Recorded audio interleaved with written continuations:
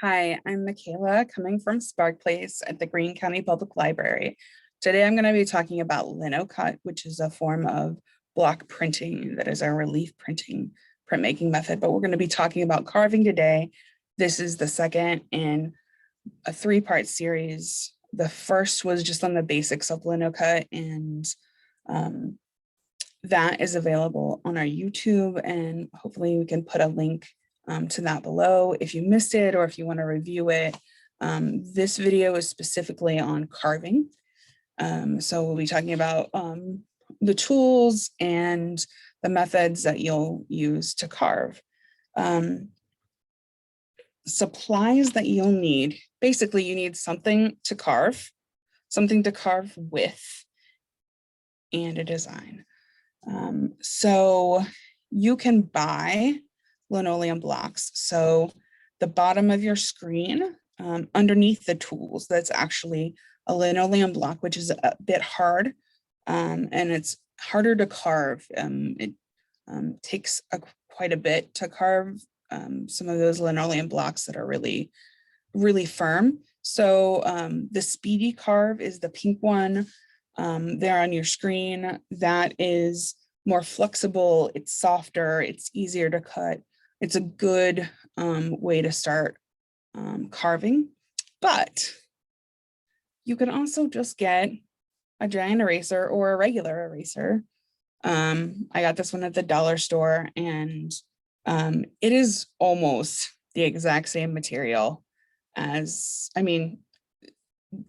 density and cutting wise as the Speedy Carve. So if you're just learning, this is an easy, cheap way to start. Just a regular rubber eraser. And you'll need carving tools. So the carving tool that is on there is just a basic handheld carving tool with interchangeable gouges. It's the one that I have right here. You can buy those without buying a whole set of anything for, really pretty cheap. But if you don't have any of that, if you don't have any extra cash and you want to try it out anyway, or you're impatient and you want to try it, you can find things that will carve from around the house. But be careful about this. You don't want to use a tool that's going to slip and going to hurt yourself. So if you do improvise, be extra careful and test it out first. You could easily use some of the tools from like a pumpkin carving kit. Really, the ideal tool that you're looking for is something that's sharp, something that's handheld, and some kind of gouge. So we're looking to cut away material. So if you have a pumpkin carving kit that has a gouge in it, a small one, that would be great. You could also potentially use anything that's going to make a mark in the eraser or linoleum that you're using. And in fact, the marks show up pretty easily. So you don't have to have something that is extreme. You could, potentially use like a cuticle remover as a veiner, which is an outliner. You could use if you had a potato peeler with a really sharp end to it that kind of like cuts out the eyes of the potato, that may work. But again, I don't know what you have around your house. If you do want to buy one of these, they're fairly affordable. So, so and the two things that you generally need is something to outline with and something to clear material away with. So those are kind of the two tools that you'll need. you always want to protect your surface. So I recommend using a cutting mat, anything that will protect your table in case you slip. I have a bench hook that protects when I'm carving, but it's certainly not a necessary item to have. The other thing you want to know is that you want to carve away from yourself. So you hold the tool kind of like this. I mean, there are different ways to hold it, but you kind of hold it like this. I'm left-handed, and you push it away from you. So you can have your pointer finger up here at the top if you want, or grab it like this. But you want the gouge to go across and just graze and cut away the linoleum. And you can sometimes use your other hand as well to guide it more precisely. It also helps if you're carving actual linoleum because it's much harder to carve. But the other thing that you want is you always want to make sure that your hand is away, is your non-carving hand is behind your carving hand. I'm not so great at remembering to do that, but it is a good safety measure. And you never, ever, ever, ever, ever want to carve toward yourself, always away from yourself. So just be careful. And the other thing that you need is a design. So I find that that's the hardest part is the design. When I took a Linocut class and they were like, oh, just make a design right now. I was like, I don't know. So I have made a couple of designs for you. I actually got this image from the nounproject.com, which has a lot of free icon, like black and white images. This is the Spark Place logo, and this is some text that I put together. So I'm going to try to put a link together for you to make this available as something that you can use if you're just not sure what you want to carve, but you do want to carve. And so it's just a black and white image. And the reason it is just a black and white image is you have pieces you want to carve away and you have pieces that you want to leave.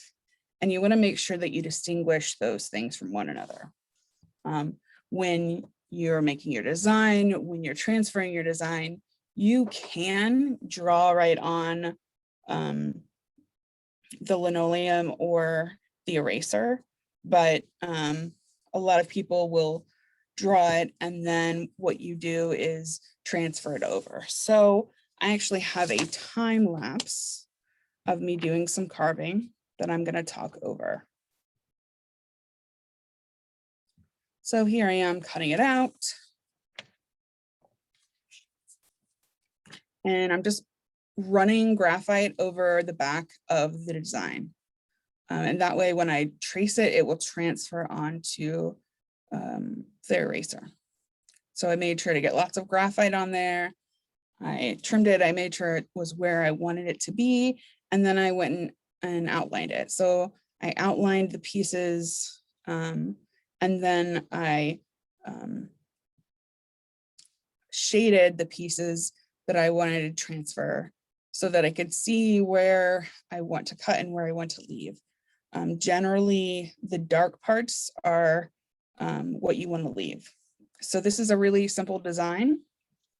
And that's what you want to start with. You don't want to start with something with too many details. It'll just take you forever.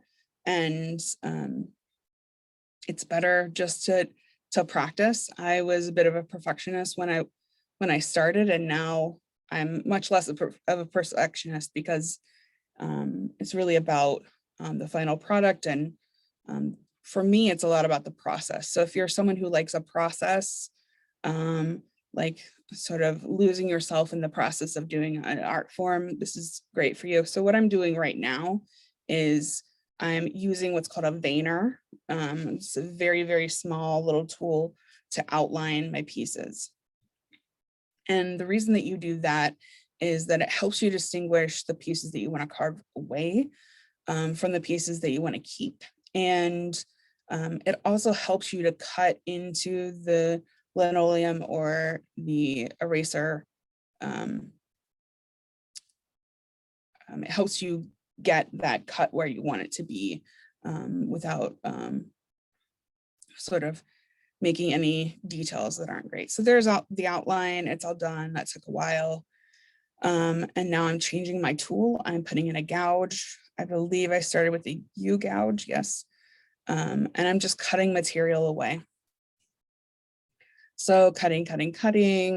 You'll see I'm trying to keep my hand behind my cutting tool. And so you can cut however you want in whatever direction you want. You're cutting away material, but some artists like to leave some of those pieces. So some artists like a really crisp image where they are cutting away all of the material that you don't want to print. Some artists leave what's called chatter or little lines in the print. Sometimes that's part of the design in order to add direction or flow to a piece, or even just texture, but there's not a right way to do it. You certainly don't have to be obsessive about carving it all away. Sometimes it gives character to whatever you're printing to have some chatter in the background. Kind of, it shows that it was a block print and it was handmade. So that can be kind of nice.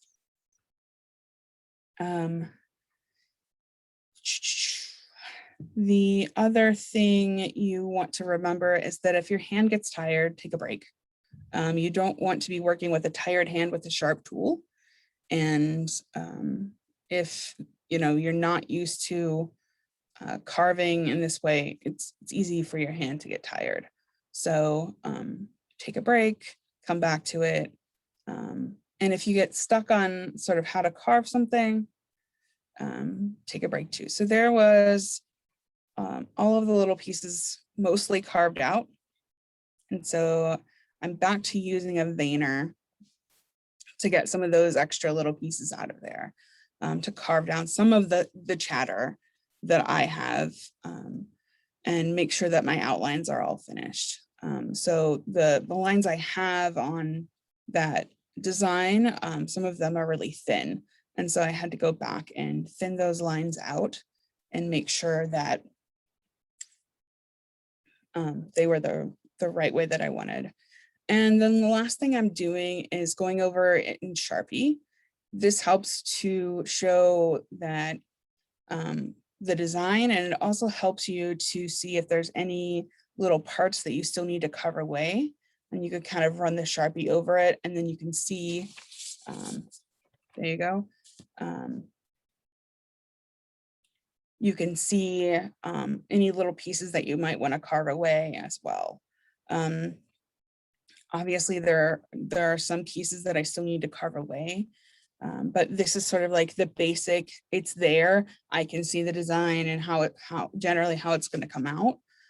Before I print this, I'm definitely going to go over and carve some more of the chatter away, make it a little bit smoother.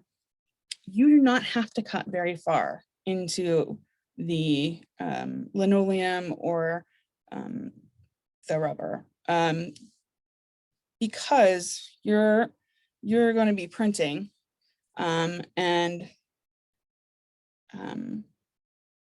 it doesn't really require a lot of pieces away in order for it to not show up. But one thing that you do when you have it to where you really think that you want it, most people do a test print, and so they'll ink their stamp and then they will print it. And then if there's anything specific that they really need to work on, or they want to carve away, or there's some little piece that makes it less legible or less clear, then they can do that. So I'll be doing that before next time. So you'll get to see the finished stamp before we do the printing process. Let's see. I think that's all for now. Don't worry about making mistakes. It's part of the learning process. And if you make a mistake, you can always, you know, you can always do something that incorporates that mistake, or just let it add to the character of your piece. And remember that you're learning, and just keep carving and printing and see how it comes out. So I'm hopeful that you'll try out some Linocut carving, and I will see you next time. We are going to talk about the printing process, and I'll demonstrate the printing process. And remember that there is a basics video available as the first part of this series. So happy carving, and I will see you later.